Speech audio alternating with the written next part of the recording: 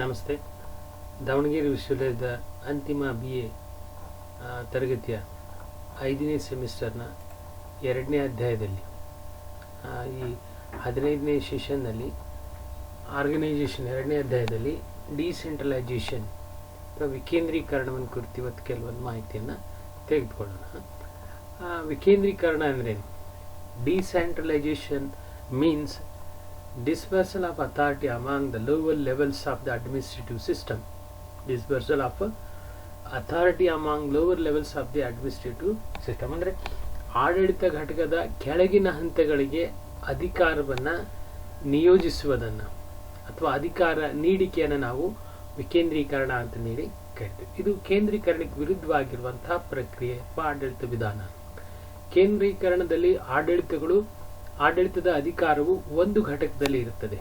ಕೇಂದ್ರ ಸ್ಥಾನದಲ್ಲಿ ಇದ್ಕೊಂಡು ಇಡೀ ಸಂಘಟನೆಗೆ ಬೇಕಾಗಿರುವಂತಹ ಎಲ್ಲ ತೀರ್ಮಾನವನ್ನು ತೆಗೆದುಕೊಳ್ಳುವಂತಹ ಅವಕಾಶವನ್ನು ಕೇಂದ್ರ ಸ್ಥಾನ ಹೊಂದಿರ್ತದೆ. ಆದರೆ ವಿಕೇಂದ್ರೀಕರಣದಲ್ಲಿ ಕೆಲವೊಂದು ಮಹತ್ವದ ತೀರ್ಮಾನಗಳನ್ನು ತೆಗೆದುಕೊಳ್ಳುವಂತಹ ಅಥಾರಿಟಿಯನ್ನು ಕೇಂದ್ರ ಸ್ಥಾನ ಇಟ್ಟುಕೊಂಡು ಮಿಕ್ಕೆಲ್ಲ ವಿಷಯಗಳನ್ನು ಆ ಒಂದು ಕೆಳಗಿನ ಹಂತದಲ್ಲಿ ಅಂದರೆ ಆಡಳಿತ ಘಟಕದ ಆರಂಭಿಕ ಹಂತದಲ್ಲಿ ಕೆಲವೊಂದು ಅಧಿಕಾರಗಳನ್ನು ನಿಯೋಜನೆ ಮಾಡುವುದರ ಮುಖಾಂತರವಾಗಿ ಅಂದರೆ ಆಯಾ ಆಡಳಿತ ಕಾರ್ಯನಿರ್ವಹಣೆಗೆ ಬೇಕಾಗಿರುವಂತಹ ಸೂಕ್ತವಾದಂತಹ ಕೆಲವೊಂದು ಅಧಿಕಾರಗಳನ್ನು ಕೆಳಗಿನ ಹಂತಗಳಿಗೆ ನಿಯೋಜಿಸುವಂತಹ ವ್ಯವಸ್ಥೆಯನ್ನು ನಾವು ವಿಕೇಂದ್ರೀಕೃತವಾದಂತಹ ಆಡಳಿತ ವ್ಯವಸ್ಥೆಯಲ್ಲಿ ಕಾಣ್ತೇವೆ. In a decentralised system of administration the field officers can act on their own initiative in specified matters. ತಮ್ಮದೇ ಆದಂತಹ ಕೆಲವೊಂದು ವಿಷಯಗಳಿಗೆ ಸಂಬಂಧಪಟ್ಟ ಹಾಗೆ ನಿರ್ದಿಷ್ಟವಾದಂತಹ ವಿಷಯಕ್ಕೆ ಸಂಬಂಧಪಟ್ಟ ಹಾಗೆ ಈ ಅಧೀನ ಆಡಳಿತ ಘಟಕಗಳು ಸ್ವತಂತ್ರವಾಗಿ ವಿವರಿಸಲಿಕ್ಕೆ ಅವಕಾಶವನ್ನು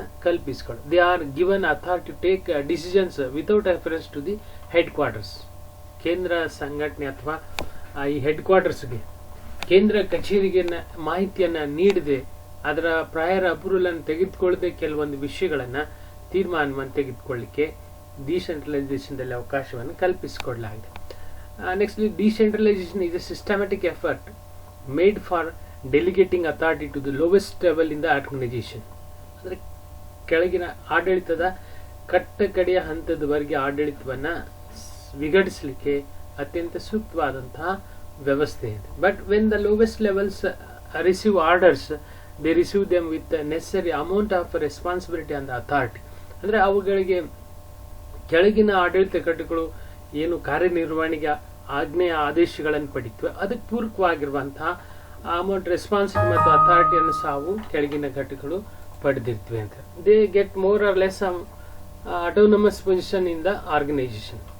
ಆಡಳಿತದ ಕೆಳಗಿನ ಘಟಕಗಳು ಮೋರ್ ಆರ್ ಲೆಸ್ ಅಥವಾ ಹೆಚ್ಚು ಕಡಿಮೆ ಅಟೋನಮಸ್ ಅಂದರೆ ಸ್ವತಂತ್ರವಾಗಿ ಕಾರ್ಯನಿರ್ವಹಿಸುವಂತಹ ಅವಕಾಶವನ್ನು ಅಧೀನ ಆಡಳಿತ ಘಟಕಗಳು ಪಡೆದಿರ್ತವೆ ಅಂತ. ಒಟ್ಟಾರೆಯಾಗಿ ಕೇಂದ್ರೀಕೃತವಾದಂತಹ ಆಡಳಿತ ವ್ಯವಸ್ಥೆಗೆ ವಿರುದ್ಧವಾಗಿರುವಂತಹ ವ್ಯವಸ್ಥೆ ವಿಕೇಂದ್ರೀಕೃತ ಆಡಳಿತ ವ್ಯವಸ್ಥೆ.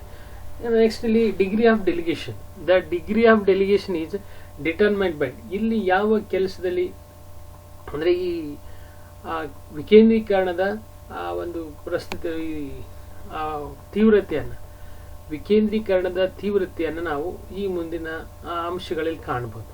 ಮುಂದಿನ ಅಂಶಗಳ ಮುಖಾಂತರವಾಗಿ what kind of authority is delegated, ಇದರ ಆಧಾರದ ಮೇಲೆ ವಿಕೇಂದ್ರೀಕರಣವನ್ನು ನಾವು ಅದರ ತೀವ್ರತೆಯನ್ನು ಗುರುತಿಸಬಹುದು. ಅಂದರೆ ಯಾವ ರೀತಿಯಾದಂತಹ ಅಧಿಕಾರವನ್ನು ನಿಯೋಜಿಸಲಾಗ್ತದೆ ಅಧೀನ ಘಟಕಗಳಿಗೆ.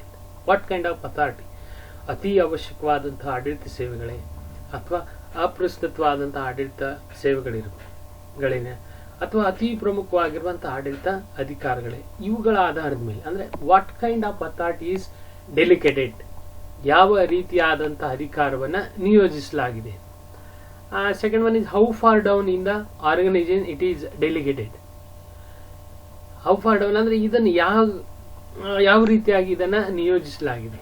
ಮೂರನೇದಾಗಿ how consistently it is delegate, ಯಾಕೆ ಇದನ್ನು ನಿರಂತರವಾಗಿ ಡೆಲಿಗೇಟ್ ಮಾಡಲಾಗಿದೆ ಅಥವಾ ನಿಯೋಜಿಸಲಾಗಿದೆ. ಇವುಗಳ ಆಧಾರದ ಮೇಲೆ ಇದರ ತೀವ್ರತೆಯನ್ನು ಗುರುತಿಸಬಹುದು.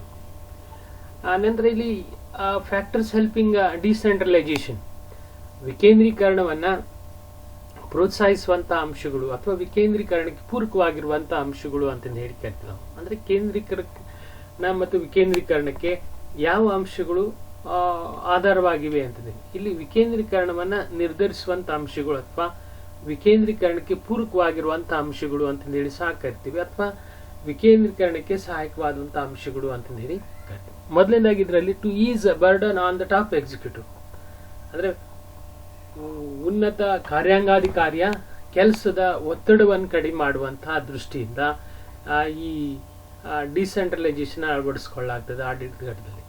Centralisation of authority puts the whole responsibility on the shoulders of the executive and his immediate group.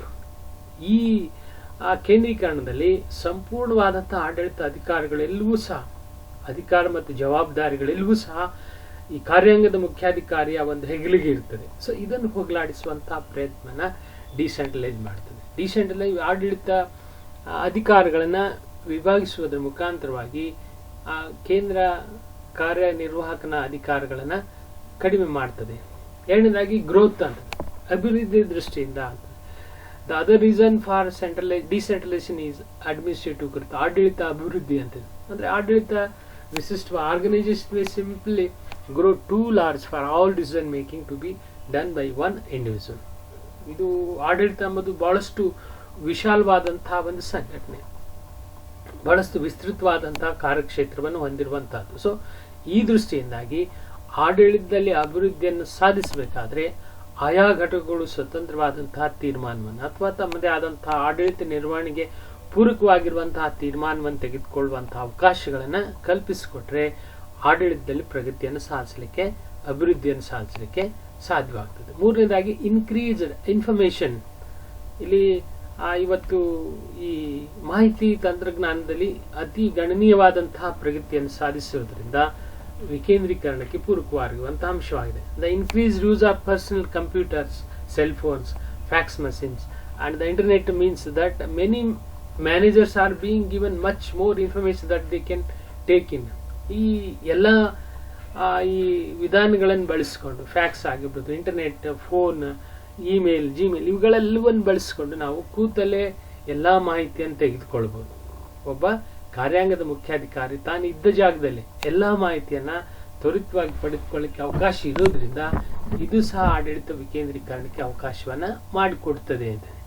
ನಾಲ್ಕನೇದಾಗಿ attracting and retaining certain people's.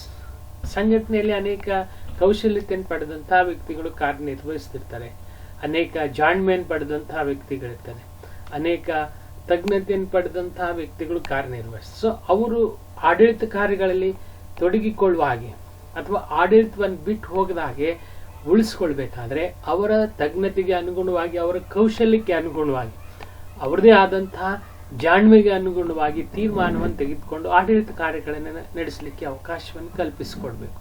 ಆ ಮುಖಾಂತರವಾಗಿ ಅವರಿಗೆ ಆ ಅವಕಾಶವನ್ನು ಕಲ್ಪಿಸಿಕೊಟ್ಟಿದ್ದೇ ಆದರೆ ಅವರು ಆಡಳಿತ ಸ್ಥಾನವನ್ನು ಬಿಟ್ಟು ತ್ಯಜಿಸಿ ಹೋಗ್ಲಿಕ್ಕೆ ಸಾಧ್ಯ ಆಗೋದಿಲ್ಲ. ಸೊ ಈ ದೃಷ್ಟಿಯಿಂದ attracting and retaining creative peoples ಅಂತಂದೇಳಿ, ಅಂದರೆ ಈ ರಚನಾತ್ಮಕ ಕೆಲಸಗಳನ್ನು ಮಾಡುವಂತಹ ಆಡಳಿತ ಕಾರ್ಯಗಳಿಗೆ ಆಕರ್ಷಿಸಲಿಕ್ಕೆ ಮತ್ತು ಇರುವಂತಹ ಈ ತಜ್ಞತೆಯನ್ನು ಪಡೆದಂತಹ ವ್ಯಕ್ತಿಗಳನ್ನು ಆಡಳಿತದಲ್ಲೇ ಉಳಿಸಿಕೊಳ್ಳಿಕ್ಕೆ ವಿಕೇಂದ್ರೀಕರಣ ತುಂಬಾ ಮಹತ್ವಪೂರ್ಣವಾದಂತಹ ಅಂಶ ಅಂತಾನೆ. ಸೊ ಇವಿಷ್ಟು ಇದರ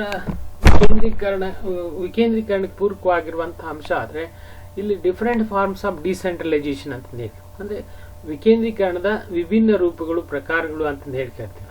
ಮೊದಲನೇದಾಗಿ ಫಂಕ್ಷನಲ್ ಡಿಸೆಂಟ್ರಲೈಸೇಷನ್ ಅಂತಂದು ಹೇಳ್ಕೇಳ್ತೀವಿ. Types of decentralise occurs when specialist departments are delegated in decision making authority. ಇವುಗಳನ್ನು ಕಾರ್ಯ ನಿರ್ವಹಣಾತ್ಮಕ ವಿಕೇಂದ್ರೀಕರಣ ಅಂತಂದು ಹೇಳ್ಕೇಳ್ತೀವಿ. ನೆಕ್ಸ್ಟ್ ಫೆಡರಲ್ ಡಿಸೆಂಟ್ರಲೈಸೇಷನ್ ಅಂತಂದು ಹೇಳ್ಕೇಳ್ತೀವಿ. ಸಂಯುಕ್ತ ವಿಕೇಂದ್ರೀಕರಣ, ರೀಜನಲ್ ಡಿಸೆಂಟ್ರಲೈಸೇಷನ್, ಪ್ರಾದೇಶಿಕವಾದಂತಹ ವಿಕೇಂದ್ರೀಕರಣ ಅಂತಂದು ಹೇಳ್ಕೇಳ್ತೀವಿ. Decentralisation by project teams. This occurs when a particular project or for example the decision of a new aircraft, design of a new aircraft is given to the team involving people from all functional areas. ಇದನ್ನ project ಯಾವುದೇ ಒಂದು ನಿರ್ದಿಷ್ಟವಾದಂತಹ ಯೋಜನೆ ಕೈಗೊಳ್ಳಬೇಕಾದ್ರೆ ಅದಕ್ಕೆ ಪೂರಕವಾಗಿರುವ ಹಾಗೆ ಸ್ವತಂತ್ರವಾಗಿ ಕಾರ್ಯನಿರ್ವಹಿಸಲಿಕ್ಕೆ ಕೆಲವೊಂದು ಅವಕಾಶಗಳನ್ನು ಹೇಳಲಾಗಿದೆ. ನಂತರ ಇಲ್ಲಿ ವಿಕೇಂದ್ರೀಕರಣ ಯಶಸ್ವಿಯಾಗಿ ಆಗಬೇಕಾದ್ರೆ, ಯಶಸ್ವಿಯಾಗಿ ಕಾರ್ಯನಿರ್ವಹಿಸಬೇಕಾದ್ರೆ ಅದರದೇ ಆದಂತಹ ಕೆಲವೊಂದು ರಕ್ಷಣಾ ವಿಧಾನಗಳು ಅಂತಂದು ಹೇಳ್ತೇವೆ. Safeguards following are the safeguards to make decentralisation effective ಅಂತಂದು. ಒಂದನೇದಾಗಿ first one is field officers should report to one central agency only.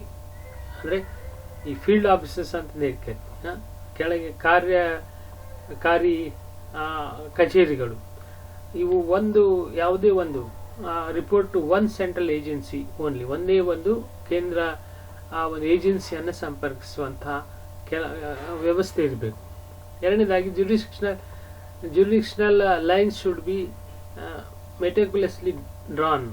ಯಾವ ವ್ಯಾಪ್ತಿಗೆ ಈ ಸಂಘಟನೆಗಳು ಬರಬೇಕು, ಕ್ಷೇತ್ರದಲ್ಲಿ ಕಾರ್ಯನಿರ್ವಹಿಸುವಂತಹ ಅಧೀನ ಕಚೇರಿಗಳು ಬರಬೇಕು ಎಂಬುದರ ಕಾರ್ಯವ್ಯಾಪ್ತಿಯನ್ನು ನಿರ್ಧರಿಸಬೇಕು. ಮೂರನೇದಾಗಿ procedure in several field officers should be of a common standard. ಒಂದು ಸಾಮಾನ್ಯ ಗುಣಮಟ್ಟದ ಪ್ರೊಸೀಜರ್ಗಳನ್ನು several field officers should be of a common standard. ಎಲ್ಲ ಒಂದು ಸಾಮಾನ್ಯವಾದಂತಹ ಉತ್ಕೃಷ್ಟತೆಯನ್ನು ಪಡೆದಿರುವಂತಹ ಕೆಲಸಗಳಾಗಬೇಕು.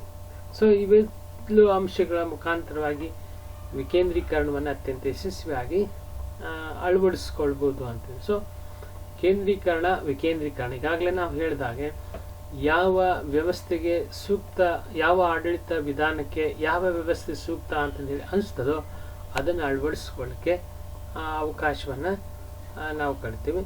ಸೊ ಇಷ್ಟು ವಿಕೇಂದ್ರೀಕರಣ ಅಂದರೆ ಇದು ಅದರ ಗುಣ ಮತ್ತು ಅದರ ದೋಷಗಳು ಅಂತ.